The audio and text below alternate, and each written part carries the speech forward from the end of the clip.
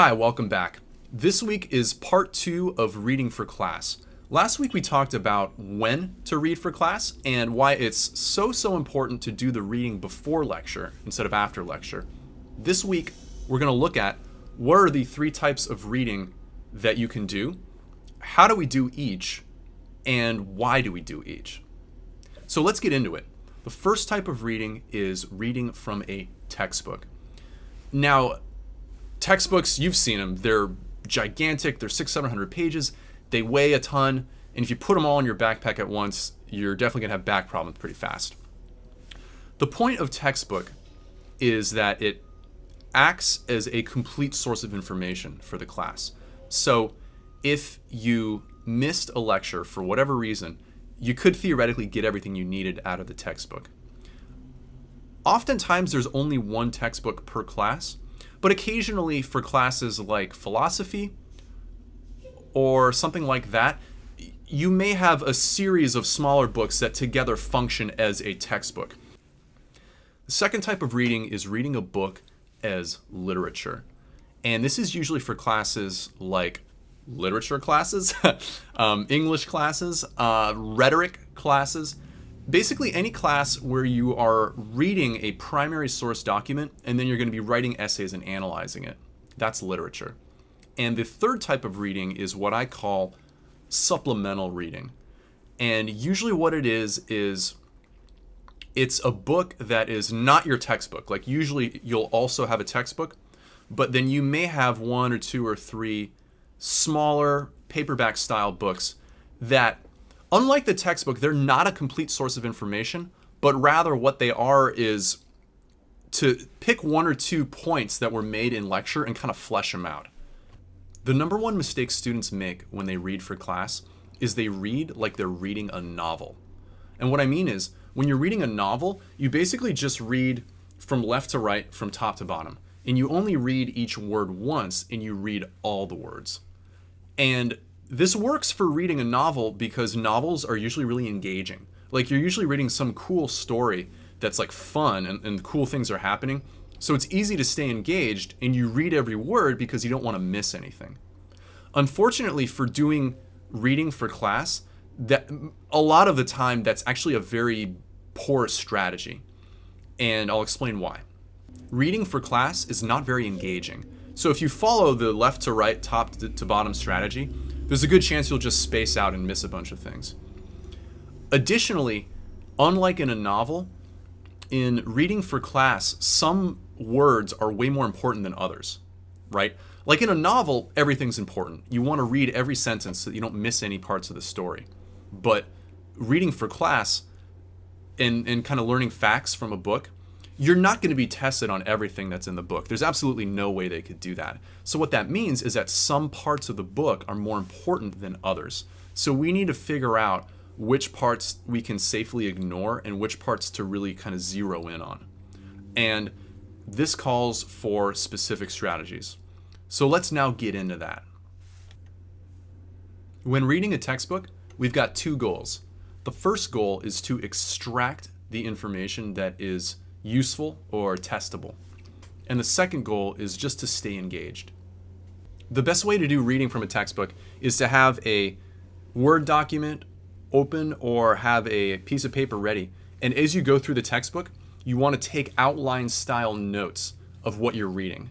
And what I mean by that is you want to keep the same organization as the textbook. Like you want to organize your notes the same way the textbook is organized, but you want to try and pick and choose which facts you think are going to be the most important.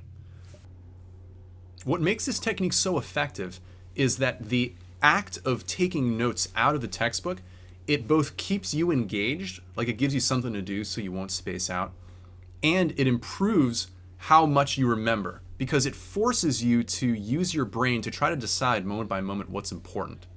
And the cool thing about doing outline style notes is that when it comes time to review for the test or a quiz, your notes become a really helpful study tool that you've already got.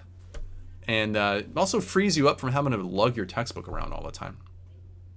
When reading a book as literature, there are 3 goals. The first goal is to be familiar with the material so that you can ace any reading quizzes that they might give you. and so that you can be prepared to participate in class and earn those participation points.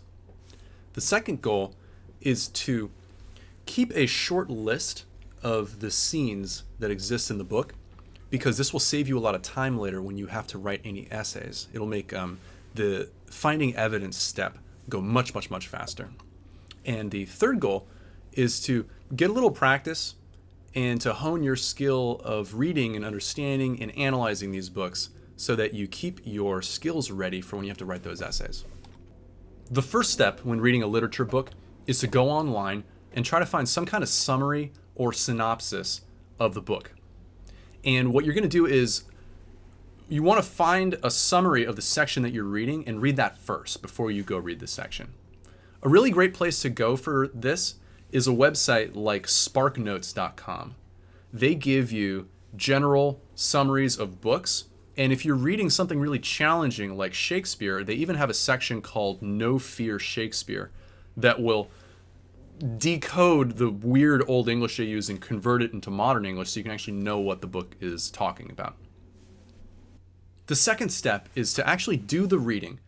And don't worry too much about trying to be very in-depth. Just read at a normal pace. But as you go, every time the scene switches from one scene to another, make note in a separate document or on a piece of paper of just each scene that happens in order. And the reason that we do this is later on down the line, when you're asked to write an essay about the material, it really speeds up the process of finding evidence because you already have a list of all the scenes, so you know directly where to go to find the evidence you're looking for. The third and final step is to pick one scene from the whole reading that you thought was the most interesting, just whatever scene really struck out to you. And you can kind of feel in your gut when a scene is important, so trust that feeling. Pick that scene that you want to dig into and just spend maybe 5 or 10 minutes using the analysis tools you're learning and just see what kind of meaning you can pull out of that scene. This will keep your analysis skills kind of warm and ready to go so that when it's time to write an essay, you're more prepared and it's less of a shock to kind of jump in and start analyzing text. All right, on to the third and final type of reading, supplemental reading. The goal with supplemental reading is to be familiar with the material enough to know what the teacher is talking about in class the next day, but you also don't want to spend too much time reading. And the reason is simple. It's because it's hard to predict how testable the book is. The first time you read the book, you want to blast through it, and then later, if you have to write an essay or when you're preparing for the midterm or final, you can go back to the book and really dig into the particular sections that are actually important. But first time you read it, you want to blast through it. And that's why the technique that I recommend is to skim the book by only reading the first and last sentences of each paragraph. That's going to cut down on your reading time by about 75%.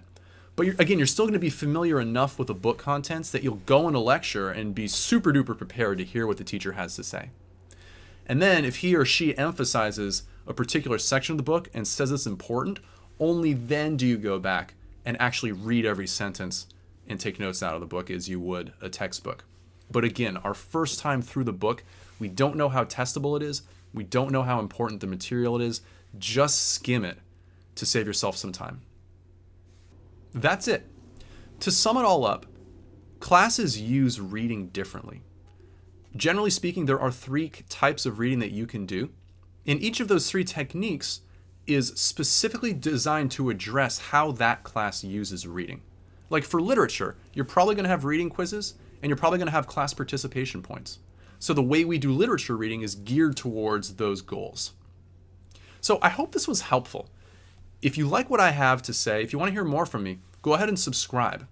If you have any questions or comments, please leave a note down below. I read and respond to all the comments.